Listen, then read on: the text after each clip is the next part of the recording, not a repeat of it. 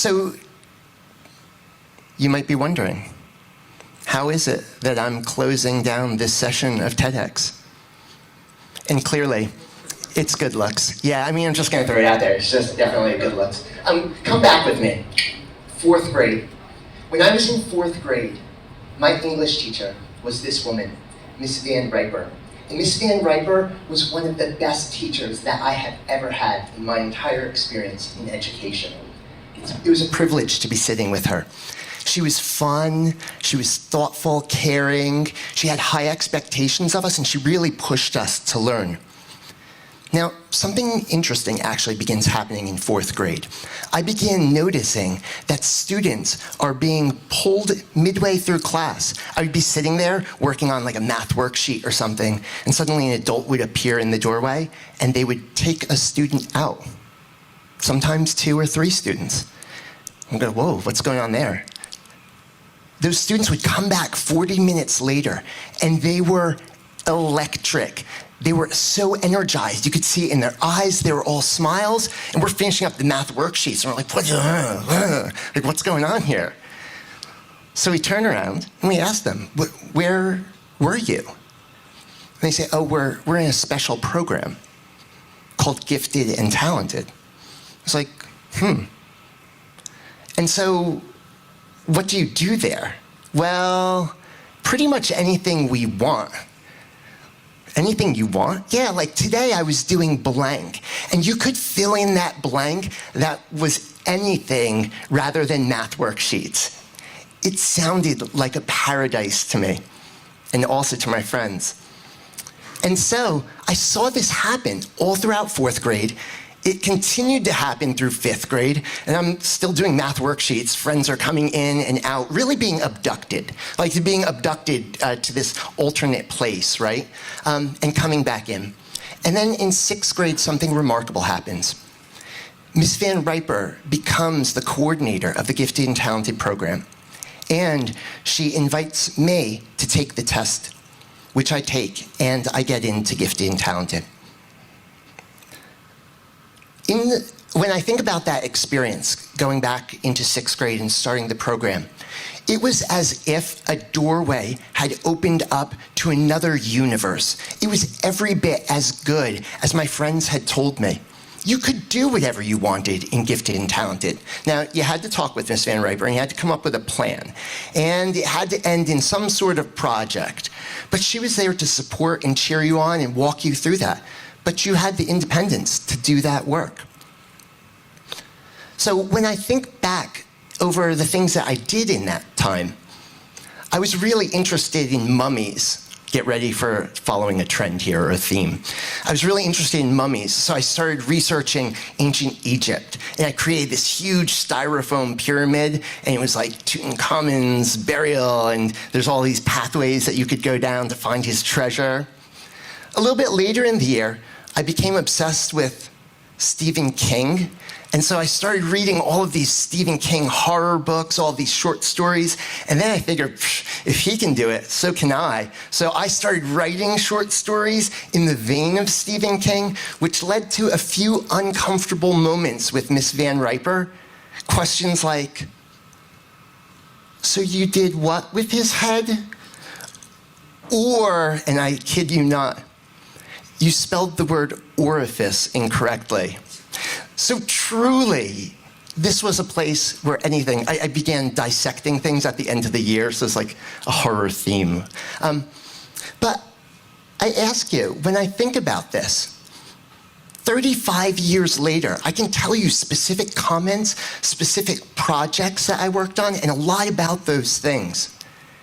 What was it about Miss Van Riper and her classroom that really drove this? I've thought a lot about this over my career in education. And a lot of people say, oh, maybe it's a project or something. But I think it's something different. For me, it's about the power of autonomy. Autonomy is, without question, one of the most powerful capacities that we possess as human beings. This need to control and drive our own lives forward. It's something that just globally people have this desire for. So it's really important that we take a second and just sort of define what is autonomy, what's it mean to have autonomy, and I will eventually argue why it's so important for us to be thinking more about how we're bringing autonomy into our schools and classrooms. While it's a few years old, I like the philosopher Gerald Dworkin's definition of autonomy, which says that autonomy is a second-order capacity of persons to reflect upon first-order preferences, desires, wishes, and so forth, and the capacity to accept or change these in light of higher preferences and experiences. So really, when we think about this, this capacity, it begins with an act of reflection. Autonomy actually begins with an act of reflection. Let me give you an example here. Let's imagine you walk into a room and there's a pile of fresh-baked chocolate chip cookies. You see them sitting there on the table. Now, if you walk into that room and you just grab those cookies and pound them, right? That is actually not an act of autonomy. That's a stimulus response. You smelled the cookies, you were hungry, and then you just went for them, right?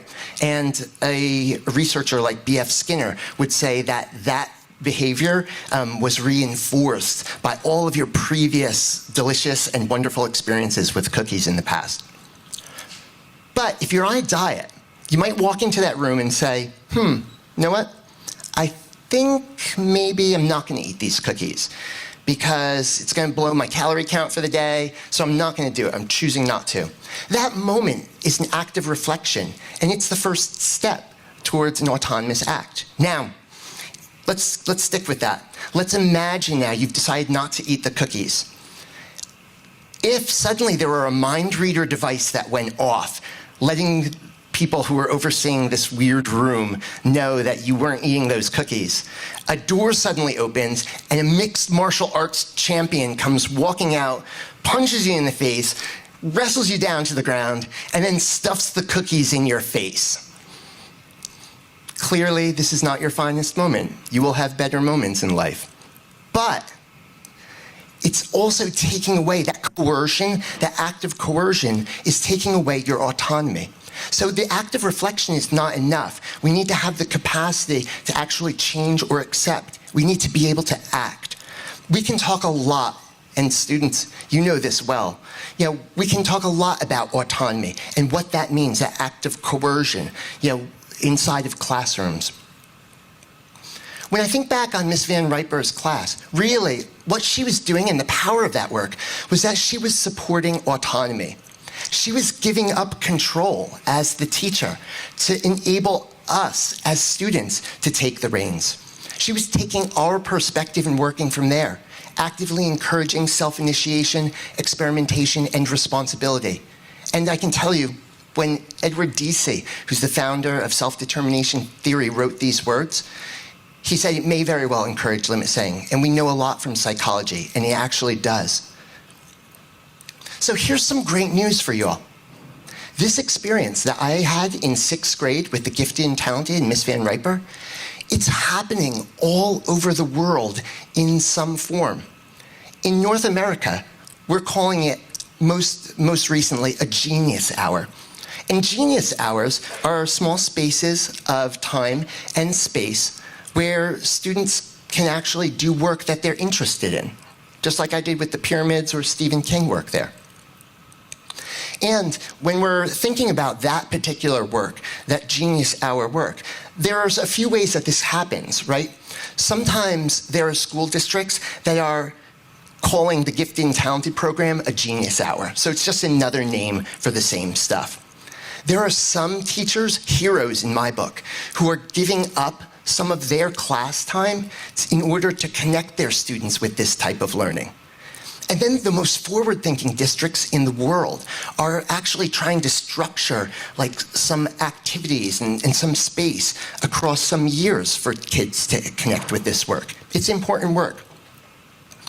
I'm going to argue, though, that while I want to commend those school districts, Genius Hour is just the start. Because there are two things that you need to know about Genius Hour. Most of the programs that run Genius Hour actually end in 8th grade. as if 9th, 10th, 11th, and 12th grade, your passions and your interests no longer matter. The second thing that's most important is that we are severely limiting the amount of time and space that students actually have in Genius Hour. I've actually heard of Genius Hour programs that aren't even an hour long. Yeah, they run short. So we need to start thinking about moving beyond this here. I'd also like you to think about that for just 1 second, right? Because when we're talking about Genius Hour, really what we're saying when we say, hey, Genius Hour, our school runs that, is that this is an add-on, right? It's not something that's essential or core to the education, and certainly not when it ends in 8th grade. And we're treating it like it's a reward, and it shouldn't be. So for the past decade, I've been working in some capacity, not just to build upon the experience that I had, not just to build off the experience that I had with Miss Van Riper in her classroom, but really to extend it to the furthest reaches, to really push, like how far can we go with students if we give them autonomy? How much autonomy and control over their learning can we go? And we've seen some remarkable things over the course of these years. And the great news is, of everything that I've been working on with some brilliant educators and teammates, there's no limit. We've yet to reach a limit of the power of autonomy inside of our classrooms. Over the past 4 months, I've been in a number of different countries and continents. I've been in South America presenting the work here that we do at Avenues through our mastery program. I've been in China presenting to educators there. I've had conversation with educators in Europe, Australia, and last year we were even visited by a team from Africa. And the craziest thing is everyone who I tell about the work that we're doing in this space, these teachers understand the truth of it. They know how powerful autonomy is and how much students seek it out in their own time in school, but don't often get it here. I'm going to argue that our future as a global community will require us to examine how we connect our students with the concept of autonomy in education. There is a pretty good argument that we could make that one of the grand purposes of education is to prepare our students for the future. And I could point to any number of futurists and academics who are telling us right now that the future is going to be radically different than the present. My mom could tell you that, actually. My mom knows that the future is going to be radically different than what we're currently living in. So as educators, we end up in this funny space where we're trying to predict what it is that you need in order to do well in the world. And we have to just guess at what that future is. I'm going to say at this point that there is one thing that I do know about that future. And that future is just going to get more complicated, and that the problems that you're going to need to solve in the future are going to be more difficult than what we're doing now. And that's going to require our students to actually reflect upon what their needs and their desires are. And at those moments where they're not aligning with their values, they're going to have to make choices. Right? And if people coerce them and keep them from making those choices, then they might have to fight. There's going to be a choice, right? To fight for the things that we believe in and we know are good. And that reflection and action, that's the very definition of autonomy that I've been sharing with you, right? So it's essential that we begin opening up these spaces for students to engage with autonomy. Let's start taking Genius Hours seriously, because it's the beginning.